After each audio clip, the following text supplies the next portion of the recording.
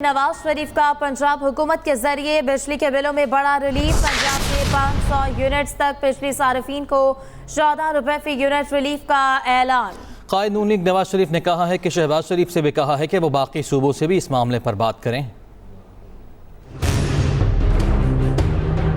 नवाज शरीफ का पंजाब हुकूमत के जरिए बिजली के बिलों में बड़ा रिलीफ। इन्होंने अगस्त और सितंबर के महीनों में बिलों में 0 से 500 यूनिट कंज्यूम करने वाले जो लोग हैं, बिजली के बिलों में से 14 रुपए जो है वो कम करके बिजली के बिल तैयार किए जाएंगे और लोगों तक वो फिर दिया जाएगा, जो कि एक बहुत बड़ा रिलीफ है। इन्होंने अपने मुख्तलिफ शोबों से जो है वो अपने अखराजात को कम किया है। साबिक वज़ीर आज़म नवाज शरीफ का कहना है कि आवाम को बिजली के बिलों में टैक्सेस की वजह से मुश्किलात का सामना है। कौन लोग हैं जिन्होंने पाकिस्तान को यहाँ तक पहुँचाया है? नाकाबिले माफ़ी हैं वो लोग। चंद जजों ने मुझे इसलिए निकाला कि मैंने अपने बेटे हसन नवाज से 10,000 दिरहम तनख्वाह नहीं ली, इसलिए मुझे निकाल दिया। अब मुझे बताएं कि आपको ये वजह समझ आती है कि इस पे एक वज़ीर आज़म को निकाला जा सकता है? नवाज शरीफ ने वज़ीर आला पंजाब मरियम नवाज के हमरा प्रेस कॉन्फ्रेंस करते हुए ये दावा भी किया कि अगर उन्हें ना निकाला जाता तो डॉलर 104 रुपए से महंगा ना होता, आज महंगाई भी ना होती। हमारे ज़माने में बैंक का इंटरेस्ट रेट तो सवा 5% था, 5.25। कौन है जो उसको 22% पर लेकर गए? कौन इस मुल्क में सरमायाकारी करेगा? कौन इंडस्ट्री लगाएगा? नवाज शरीफ का मजीद ये भी कहना था कि 2017 में बिजली का बिल 1600 रुपए और आज 18,000 रुपए आ रहा है। गरीब कहां से बिजली का बिल देगा? ओलंपियन अरशद नदीम के एहसास में GHQ में तकरीब का इनेकाद। ISPR के मुताबिक army chief general Asim Munir ने अरशद नदीम को खिराज तहसीन पेश किया। आर्मी चीफ ने अरशद नदीम के गोल्ड मेडल जीतने और ओलंपिक रिकॉर्ड कायम करने के कारनामे को सराहा। आर्मी चीफ ने अरशद नदीम की कामयाबी को कौमी फख्र के तौर पर तस्लीम किया। तकरीब में खेलों की टीमों, लेजेंडरी ओलंपियंस ने शिरकत की। तकरीब में 1984 की ओलंपिक हॉकी टीम के खिलाड़ियों और कौमी हॉकी टीम, कौमी cricket team, street football team और आर्मी पोलो टीम ने शिरकत की। हुकूमती अखराजात में कमी हमारी तरजीह है। वज़ीर आज़म की ज़ेर सदारत अखराजात में कमी से मुताल्लिक़ अहम इजलास, जिसमें वज़ीर आज़म शहबाज शरीफ ने कहा कि इदारा जाती इस्लाहात का मकसद कौमी ख़जाने पर बोझ को कम करना है, आवाम को फराहम की जा रही सर्विसेज में बेहतरी लाना है। कौमी ख़जाने पर बोझ बनने वाले इदारों को ख़त्म करना या उनकी निजकारी की जाए। 1,50,000 के करीब खाली असामियाँ भी ख़त्म करने की सिफारिश। खैबर पख्तूनख्वा के सूबाई वज़ीर शकील खान को ओहदे से हटा दिया गया है। गवर्नर KP ने नोटिफाई की समरी पर दस्तखत कर दिए। गवर्नर फैसल करीम कुंडी कहते हैं कि जिस शख्स ने भी सूबाई हुकूमत की करप्शन को बेनकाब किया, PTI ने उसी के खिलाफ कार्रवाई की। शकील खान ने अली अमीन गन्नापुर पर गुज़श्ता रोज़ संगीन इल्ज़ाम लगाए और इस्तीफ़ा दिया था। मुशीर इत्तलात खैबर पख्तूनख्वा बैरिस्टर सैफ कहते हैं कि शकील खान के खिलाफ करप्शन, मिसमैनेजमेंट और बदइंतजामी की शिकायत थी। शिकायत बानी PTI तक पहुंची थी। वज़ीर आला खैबर पख्तूनख्वा ने रिपोर्ट की बुनियाद पर डीनोटिफाई की समरी गवर्नर को भेजी। कल रात को मीडिया में ये एक बात चली, शकील साहब जो हमारे वजीर हैं, CNW के वजीर, उनके इस्तीफे के हवाले से। पाकिस्तान तहरीक इंसाफ के टिकट से ही वो मुंतखब हुए, CNW के मिनिस्टर बने। कुछ इश्यूज की वजह से उन्होंने कल इस्तीफा दिया। पाकिस्तान तहरीक इंसाफ के चेयरमैन इमरान खान साहब की हिदायत पर एक कमेटी बनाई गई थी, वो आपके साथ शेयर किया गया था, जिसमें कुछ अर्सा पहले सामने आया था।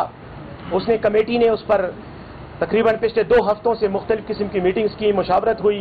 तो ये सिचुएशन है। उनका इस्तीफा बाद में आया, उससे पहले नोटिफिकेशन के लिए समरी जा चुकी थी। मुस्लिम लीग नून के रहनुमा दानिया चौधरी ने कहा है कि खैबर पख्तूनख्वा में बदउनवानी करने वालों के एहतसाब का कोई इदारा नहीं है। सूबाई वजीर का इस्तीफ़ा KP में बदउनवानी की दास्तान का मुँह बोलता सबूत है। PTI दौरे हुकूमत में बदउनवानी उरूज पर थी। रहनुमा मुस्लिम लीग नून दानियाल चौधरी की न्यूज़ कॉन्फ्रेंस कहते हैं कि पाकिस्तान को कमज़ोर करने की साजिशें की जा रही हैं। 9 मई को शहदा की यादगारों की बेहुरमती करने वालों का एहतसाब होना चाहिए। तहरीक इंसाफ और इमरान खान का सबसे बड़ा जो एक नैरेटिव वो करप्शन का नैरेटिव था, वो था क्या? उनका था कि हम इस मुल्क में करप्शन खत्म करने आए हैं। जब इन्होंने हुकूमत ली वहां नैब का इदारा बंद कर दिया गया। ये सब इल प्रैक्टिस में और करप्शन में इन्वॉल्व रहे हैं। फिर चाहे वो कोई भी हो, वो सीनियर पोस्ट पे हो या जूनियर पोस्ट पे, जहां पाकिस्तान की सॉवरेंटी पे, पाकिस्तान की एग्जिस्टेंस के ऊपर हमला करने की कोशिश करेगा तो उसको कड़े हाथों लेंगे। 9 मई करने वालों और कराने वालों का गैंग आहिस्ता आहिस्ता एक्सपोज हो रहा है। सूबाई वज़ीर इत्तलात अस्मा बुखारी का कहना है, शोहदा की माएँ, बहनें और बेटियां 1.25 साल बाद भी हमारे निज़ाम अदल की तरफ देख रही हैं। जब तक 9 मई के एक एक किरदार और सहूलतकार को कटहरे में खड़ा नहीं किया जाता, मुल्क आगे नहीं बढ़ सकता। फौज में खुद एहतसाबी का अमल खुशाइंद है। बानी पीटीआई पर सियासी बुनियादों पर 200 से ज्यादा केसेस बनाए गए हैं। चेयरमैन पीटीआई बैरिस्टर गोहर कहते हैं कि नैब सियासी इंतकाम का निशाना बनाते हुए तोशाखाना का नया केस बना रहा है। बानी पीटीआई 27 साल से रूल ऑफ लॉ के लिए जिद्दोजहद कर रहे हैं कि इस मुल्क में रूल ऑफ लॉ हो और कानून की बालादस्ती हो और इंसाफ सबके लिए बराबर हो और एक मुल्क में एक कानून हो। इस सब चीज़ों के बावजूद आपने देखा है कि खान साहब पे 200 से ज़्यादा केसेस बनाए गए हैं। वो सारे केसेस सियासी बुनियादों पे बने हुए हैं।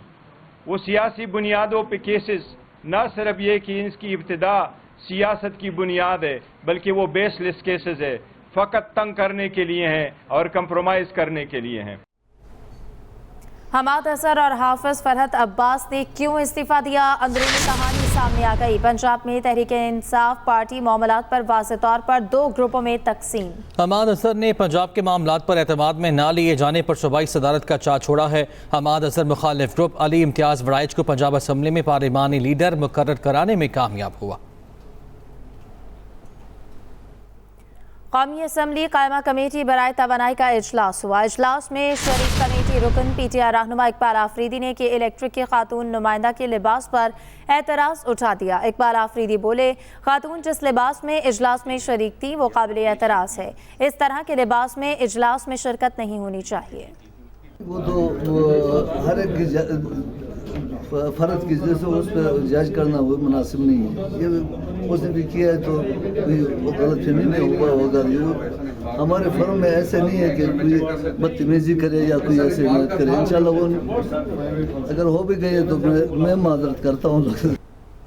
नायब वज़ीर आज़म इसहाक डार ने जेनर रिटायर्ड फैज़ हमीद की गिरफ्तारी मौजूदा करार दे दी। कहते हैं, अल्लाह ताला के इस मोजज़े पर हैरान हूँ। पहली मरतबा ऐसी चीज़ें हुई हैं। मैं भी जेनर रिटायर्ड फैज़ हमीद के मुतासरीन में शामिल था। जेनर रिटायर्ड फैज़ हमीद ने मुझसे ज़्यादती पर मुआफ़ी भी मांगी थी। 2014 का धरना भी नाकाम हुआ और मईशत भी ख़राब हुई। हम आज तक इसके नुकसानात भुगत रहे हैं।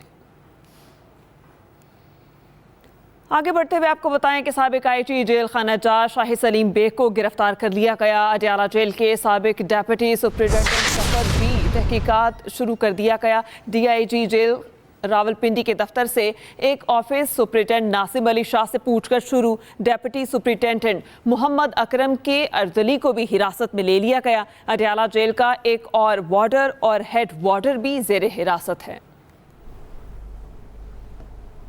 खबरों का सिलसिला आगे बढ़ाते हैं। पाकिस्तान में इंटरनेट की बंदिश और फायरवॉल की तनसीब का मामला अदालत पहुंच गया। लाहौर हाई कोर्ट ने दरखास्त पर फैसला महफूज कर लिया है। फायरवॉल की तनसीब इस्लामाबाद हाई कोर्ट में भी चैलेंज। इमान मजारी एडवोकेट ने इंटरनेट बंदिश के खिलाफ दरख्वास्त दायर कर दी।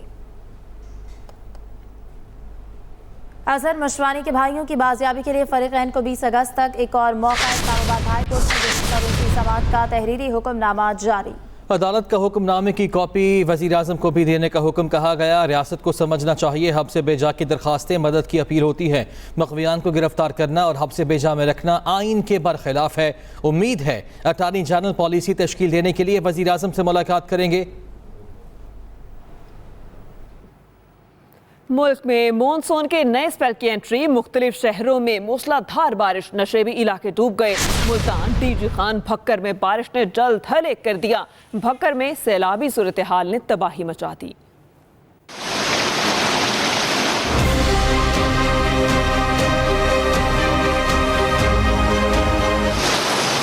मुल्क में मानसून का धुआंधार स्पेल। मुल्तान, डीजी खान, बक्कर में बारिश से जल थल एक हो गया।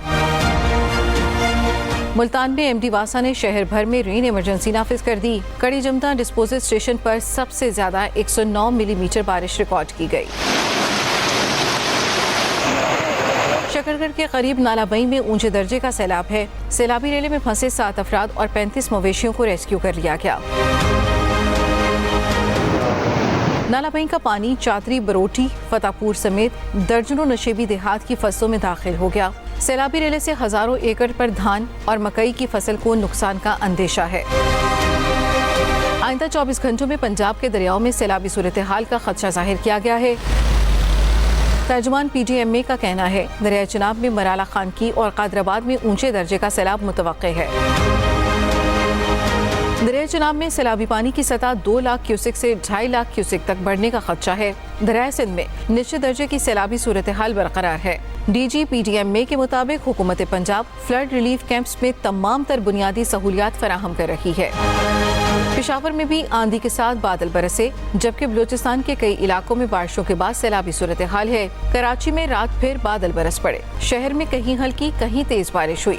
नौशहरो फेरोज, लाड़काना में भी आंधी के साथ मूसलाधार बारिश ने वक्ती तौर पर गर्मी की छुट्टी करा दी।